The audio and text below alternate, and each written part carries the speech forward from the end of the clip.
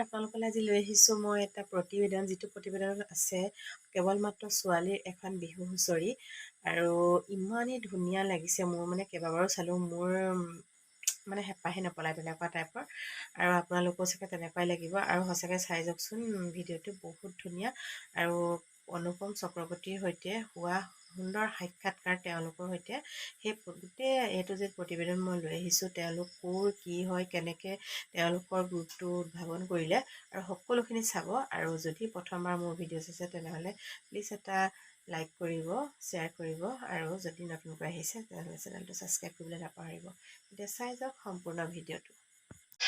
আছুতীয়ালৈ সকলোকে স্বাগতম জনাইছোঁ। প্ৰিয় দৰ্শক, আজি আপোনালোকৰ সন্মুখত গাঁৱৰে জীয়ৰী সপোন সুন্দৰী।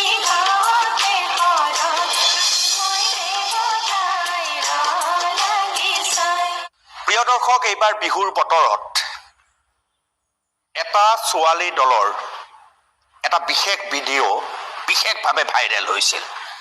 বহু লোকে আদৰিছিল আৰু সকলোৱে কৈছিল যে কণ্ঠ যেনেকুৱা, তেওঁলোকৰ আয়োজনো ঠিক তেনেকুৱা। আৰু সেই ছোৱালী বিহুৱা দলটো মোৰ সৈতে উপস্থিত আছে।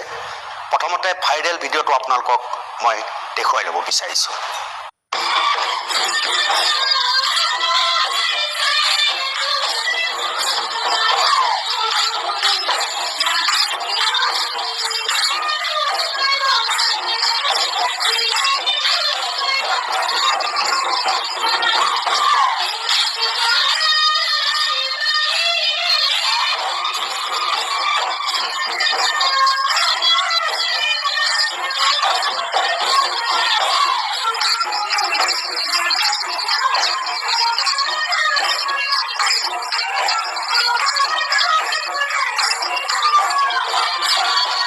এই ভাইৰেল ভিডিঅ'টোত যিজনী ছোৱালী খুব ক্ল'জ কেমেৰাত আপোনালোকে দেখিছে, ছোৱালীজনীৰ নাম ইতিমধ্যে আপোনালোকৰ সকলোৱে জ্ঞাত।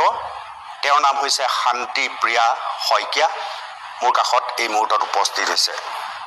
আৰু বিহুৱা দলটোৰ নাম হৈছে সূৰুযমুখী ছোৱালী বিহুৱা দল। সমগ্ৰ অসমে এওঁলোকে দপদপাইছে। সবাতোকৈ ডাঙৰ কথা, আটাইখিনি পঢ়া শুনা কৰা ছোৱালী, আৰু আটাইখিনিয়ে পঢ়া শুনাৰ মাজত বিহুৰ বতৰত এই ধৰণে ওলাই আহিছে। মই শান্তিপ্ৰিয়াৰ পৰা প্ৰথমে জানিব বিচাৰিছোঁ, শান্তিপ্ৰিয়া, ভিডিঅ'টো ভাইৰেল হৈছিল, কি অনুভৱ হৈছিল তোমাৰ?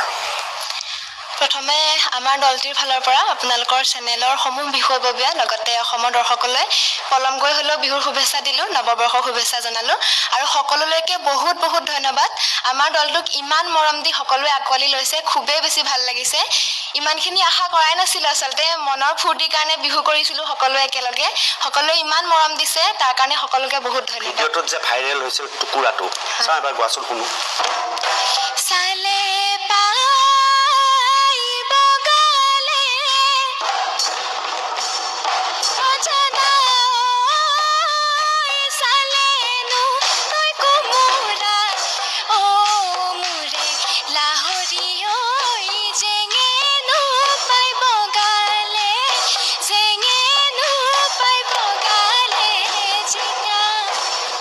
অসমৰ কিমান স্থানত এইবাৰ তোমালোকে অনুষ্ঠান কৰিলা?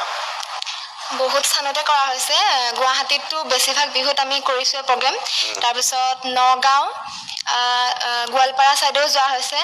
তাৰপিছত আপোনাৰ বাক্সা ফালে আমি গৈছোঁ, আৰু ৰঙিয়া গৈছোঁ। তেনেকৈ বেছিভাগ জেগাতে যোৱা হৈছে এইবাৰ। গোটেইকেইজনী ছোৱালী একেলগে লগ লাগি এই কথাটো মনলৈ কিয় আহিলে? মানে ছ'চিয়েল মিডিয়াৰ যোগেদি আমি আটাইখিনি চিনাকি আছিলোঁ। তাৰপিছত ইজনীয়ে সিজনীয়ে কথা পাতি পাতি একেলগ হোৱাৰ সিদ্ধান্ত কৰিলোঁ। গোলাঘাটত, দেৰগাঁও, আৰু বাকীবিলাকৰ বিভিন্ন জেগাৰ, আৰু তোমালোক ছ'চিয়েল সামাজিক মাধ্যমৰ যোগেদি তেনেকৈ চিনাকি হোৱা হয়। তাৰপিছত আমি ইয়াতে আমাৰ চিনাকি এজন দাদা আছিলে, ধনদা। তেখেতো এইটো বিষয়ৰ লগতে একেবাৰে জড়িত। আমি প্ৰথমতে তেখেতৰ লগত কথা পাতিলোঁ। তাৰপিছত তেখেতে আমাক লগ লগাই দিলে বাবাদাৰ লগত, পংকজ দাস। তেওঁলোক দুজনৰ নেতৃত্বত আমাৰ গ্ৰুপটো হৈ উঠিলে। একেবাৰে কম দিনৰ প্ৰস্তুতি, মাত্ৰ 10 দিন আখৰা কৰি পেলাই আমি গ্ৰুপটো উলিয়াইছোঁ। তোমালোকে যেতিয়া সামাজিক মাধ্যমত এইটো খুব বেছি ভাইৰেল হৈছিলে, বহুতে কৈছে যে, তোমাক বিশেষকৈ কৈছে যে ছোৱালীয়ে ঢোল বজালে ভাল নালাগে, কৈছে ন? এটা পৰম্পৰাৰ বিৰুদ্ধে তোমালোকে ওলাই আহিছা হয় ভাল নালাগে কিন্তু বজাব নালাগে বুলিতো কথা নাই কথা নাই কোৱা হয় হয়নে বৰ্তমান সময় সলনি হৈছে সেইষাৰ কথা আগৰ দিনৰ মানুহে ক'লে হয়তো অলপ শোভা পায় বৰ্তমান ছোৱালীয়ে কি নকৰে ছোৱালী ল'ৰা সকলো সমান এতিয়া যদি প্লেনখন চলাওঁতেও ছোৱালীজনী থাকিব পাৰে প্ৰত্যেকটো কামতে পুলিচৰ চাকৰিটো যদি ছোৱালীজনীয়ে কৰিব পাৰে তেতিয়া ঢোলটো কিয় বজাব নোৱাৰি কিন্তু প্ৰিয় দৰ্শক আহক আৰম্ভণিতে মঞ্চত এওঁলোকে কেনেকৈ অনুষ্ঠান পৰিৱেশন কৰে অনুষ্ঠানত অলংকাৰ আছে এই অনুষ্ঠানত দায়বদ্ধতা আছে এওঁলোকৰ অনুষ্ঠানত এটা ডাঙৰ মেছেজো থাকে সেইবাবে আহক একেৰাহে প্ৰথমতে শুনি লওঁ চাই লওঁ এওঁলোকৰ অনুষ্ঠান আৰু তাৰপিছত বহু কথা পাতিম এইসকলৰ সৈতে तुम्हारी मम्मी का फेवरेट शाही पनीर मसाला और ये रहा आपकी मम्मी का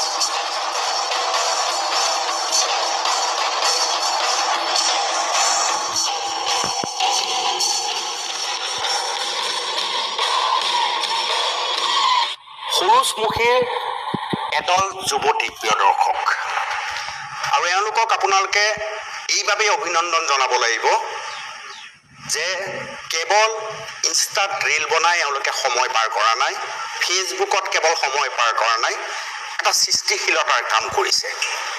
পৰম্পৰাগত লোককৃষ্টি, লোকবাদ্য আৰু লোকগীতৰ সৈতে এওঁলোকে সম্পৰ্ক ৰাখিছে। সেইবাবে আজি মই ষ্টুডিঅ'ত আটাইখিনি যুৱতীক একেলগে মাতি আনিছোঁ। মই শান্তিৰ পৰা যদি আৰম্ভ কৰোঁ, শান্তিপ্ৰিয়াৰ ঘৰ হৈছে দেৰগাঁও। শান্তিপ্ৰিয়াৰ কাষত গ'লে হ'ল। আৰু দেৰগাঁও, তুমি কি পঢ়ি আছা? মই বি মিউজ কৰি আছোঁ, second semester. B music second semester. Rabha সংগীত অকণমান। মিছলাই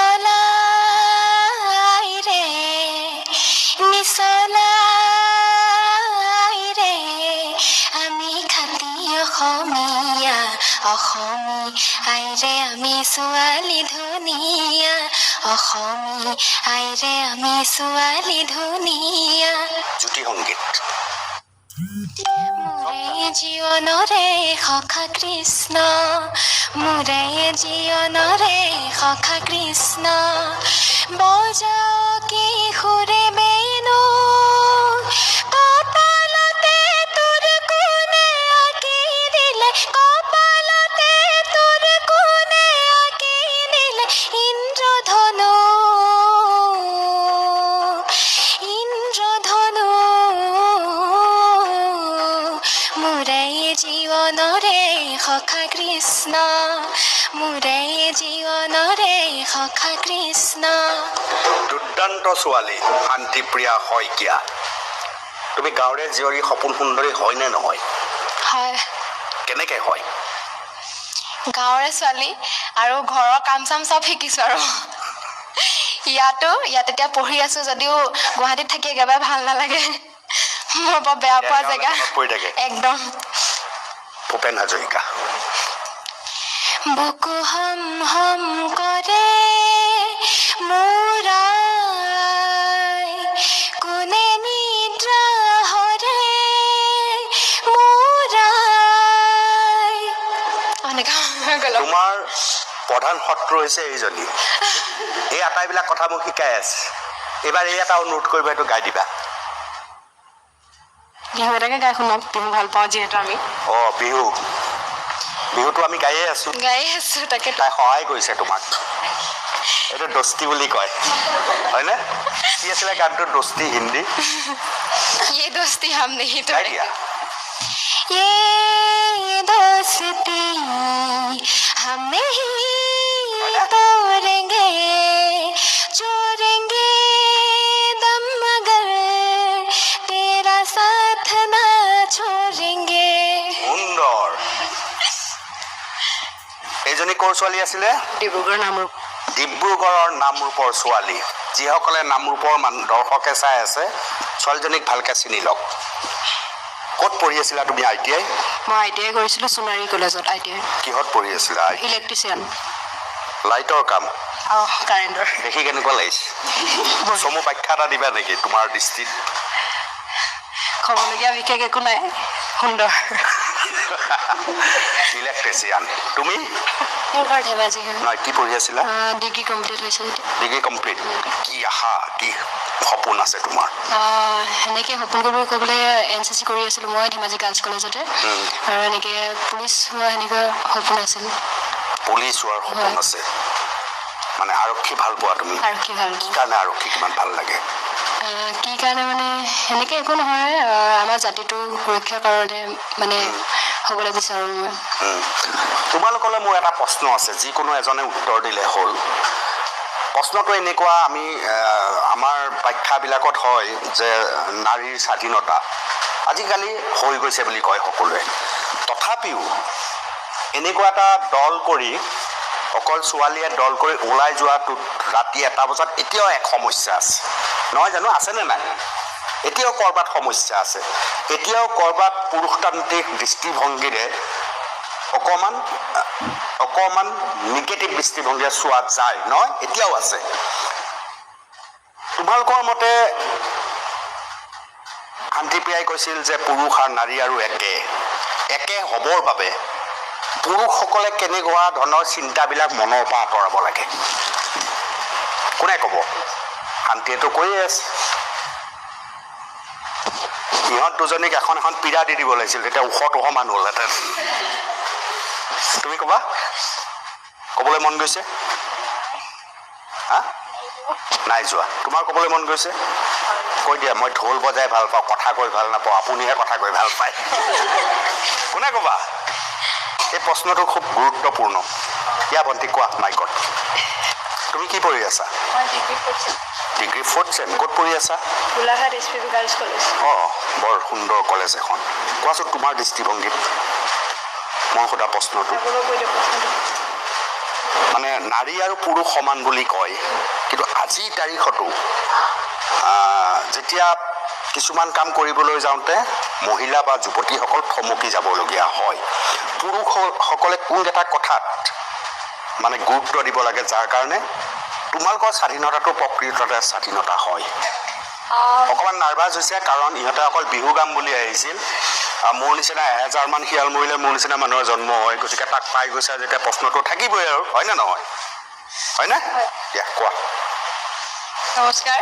সকলো পুৰুষে যদি আমাক নিজৰ ভণ্টি বা বাৰ দৰে যদি দৃষ্টিৰে চায়, তেতিয়াহ'লে আমি সেইবিলাক কামৰ পৰা থমকি ৰ'বলগীয়া নহয়। প্ৰতিভা থাকে ৰৈ যায় ন? শান্তিপ্ৰিয়াৰ পৰা জানিব বিচাৰিম। শান্তিপ্ৰিয়া, প্ৰতিভা থাকে ৰৈ যায়, বিশেষকৈ দুখীয়া ঘৰৰ ছোৱালীৰ কাৰণে আৰু সমস্যা। লাহে লাহে ডাঙৰ হোৱাৰ লগে লগে মাক দেউতাকে ভাবে যে বিয়া দিলেই মোৰ সকলো শেষ, দায়িত্ব শেষ। এই দৃষ্টিভংগীবিলাক কেতিয়া কেনেকৈ সলনি হ'ব যেন লাগে তোমাৰ, বা সলনি হোৱা কিয় প্ৰয়োজন? সলনি হোৱাটো খুবেই প্ৰয়োজন, কাৰণ আজিকালি যিবিলাক ছোৱালীয়ে পঢ়িবলৈ মন কৰে, বাহিৰলৈ ওলাই আহিবলৈ মন কৰে, তেওঁলোকৰ বিভিন্ন প্ৰতিভা থাকে। কিন্তু এতিয়া আপুনি যেনেকৈ অলপ সময় আগতে ক'লে ছোৱালীয়ে ঢোল বজাব নালাগে বুলি কয়, ঠিক তেনেকৈ যেনেকৈ বৰ্তমান যুগটো সলনি হৈছে, প্ৰথমেতো মহিলা পুলিচ আমি দেখা নাছিলোঁ ন, বৰ্তমান চলি আছে মহিলা পুলিচ, মহিলাই প্ৰত্যেকটো কাম কৰি আছে। গতিকে যিসকলৰ প্ৰতিভা আছে, এই যে বিয়া হ'ল বুলি কাৰোবাৰ ঘৈণীয়েক ৰাতি ওলাই যাব নাপায়, প্ৰগ্ৰেম কৰিব নাপায়, বেলেগৰ লগত ঘূৰিব নাপায়, এই চিন্তাধাৰাবিলাক অকণমান এৰিব হ'ল। আৰু ছোৱালী এজনী ডাঙৰ হ'ল বুলিয়ে যে বিয়া দিয়াটোকে মানে এইম হিচাপে লৈ থাকে মাক দেউতাকে, মাক দেউতাকৰ এম ইন লাইফ হৈছে ছোৱালীজনী গাভৰু হ'ল, বিয়া দিব লাগে। কিছুমানৰ সঁচাকে সেইটো অলপমান পৰিৱৰ্তন হ'ব লাগে। কাৰণ বৰ্তমান আমি ইমান দেখি আছো, ইমান প্ৰতিভা থকা ছোৱালী বিয়া হৈ যোৱাৰ পিছত সকলো পুৰুষ একে নহয়, মই সকলোকে দুখ দিবলৈ নাই যোৱা, বা সকলো মাক দেউতাকেও বেয়া ভাবি পেলাই বিয়া দি নিদিয়ে, কিন্তু যাতে ছোৱালীজনীয়ে নিজৰ ভৰিত থিয় দিব পাৰে, যাতে বিয়া হৈ যোৱাৰ পিছত গিৰিয়েকৰ মুখলৈ চাই থাকিবলগীয়া নহওক, নিজৰ প্ৰয়োজনীয় বস্তুখিনি কিনিবলৈ, প্ৰয়োজনীয় কামখিনি কৰিবলৈ, আশাখিনি পূৰণ কৰিবলৈ যাতে বেলেগৰ ওচৰত হাত পাতিব লগা নহওক, সিমানখিনি ক্ষমতা হোৱাৰ পিছতহে ছোৱালীজনী বিয়া দিব লাগে বুলি মই ভাবোঁ। কি ভাবা এইটো সম্পৰ্কত? নাই, ঠিকেই কৈছে যিখিনি কৈছে। আজিকালি ঘৰত যাবলৈও মানে আমি যেতিয়া প্ৰগ্ৰাম কৰি ঘৰত যাবলৈ যোৱাৰ সময় হৈ যায়, তেতিয়াও ভয় লাগে কেব এখনত উঠি যাবলৈ, যে আমাক কিবা কৰিব নেকি বা কিবা কৰিব নেকি, সেইটো ভয় মানে আজিকালি, মানে সেইটো নোহোৱা হ'ব লাগে আমাৰ দৃষ্টিত। এই ভয়টো নিজৰ পৰা জন্ম হয় নে সমাজৰ যিটো পৰিৱেশ আৰু পৰিস্থিতি সেই ভয়ৰ জন্ম দিছে? সমাজৰ যিটো পৰিৱেশ সেইটোৱেহে আমাক ভয় দিছে। আমি কিন্তু থমকি ৰোৱা নাই, সেইটো কাৰণে আজি ওলাই হয়তো এই মঞ্চত সুবিধাখিনি পাব পাৰিছোঁ। আমি আৰু বহুত কথা পাতিম। সূৰুযমুখী যুৱতী বিহুৱা দল, এওঁলোকৰ সৈতে বহুত কথা পাতিম, কিন্তু আহক আমি অনুষ্ঠানৰ মাজত সোমাই যাওঁ। আকৌ এবাৰ জাপি লৈ এওঁলোক ওলাব, আকৌ এবাৰ থাল পুৰণি ঐতিহ্য কাঁহী বুলি যাক কওঁ, কাঁহৰ কাঁহী লৈ এওঁলোক ওলাব। আহক আমি প্ৰিয় দৰ্শক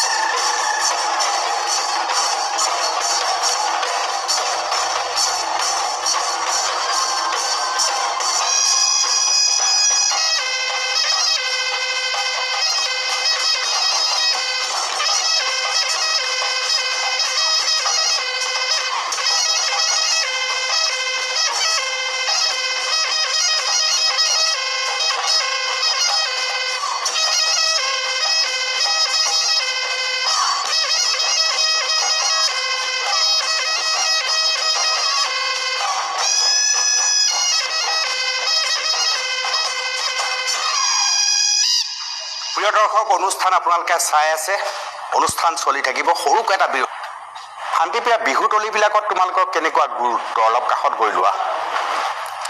বিহুতলীবিলাকক আমাক খুব মৰমত আদৰি লৈছে। যিহেতু আমাৰ নতুন দল এইটো, আমি বৰ্তমানলৈ প্ৰায় 55খনমানৰ ওপৰত প্ৰগ্ৰেম কৰিছোঁ এতিয়ালৈকে। ইমান ধুনীয়া সহযোগিতা পাইছোঁ আৰু প্ৰত্যেকখন বিহু মঞ্চতে খুব ধুনীয়াকৈ কয়, আচলতে খুব ভাল লাগে বুলি কয়। গানৰে হওক, নাচৰে হওক, ঢোলৰে, পেপাৰে প্ৰত্যেকজনকে খুব ধুনীয়াকৈ কয়। খুব ভাল লাগিছে আমাৰ সেইখিনি। তোমালোকে অকল বিহুৰ সময়তে ওলাবা নে তোমালোকৰ বেলেগ সময়তো উপলব্ধ? বেলেগ সময়তো উপলব্ধ, খালি কথাটো হ'ল কি গোটেইখিনি বেলেগ বেলেগ জেগাৰ যে।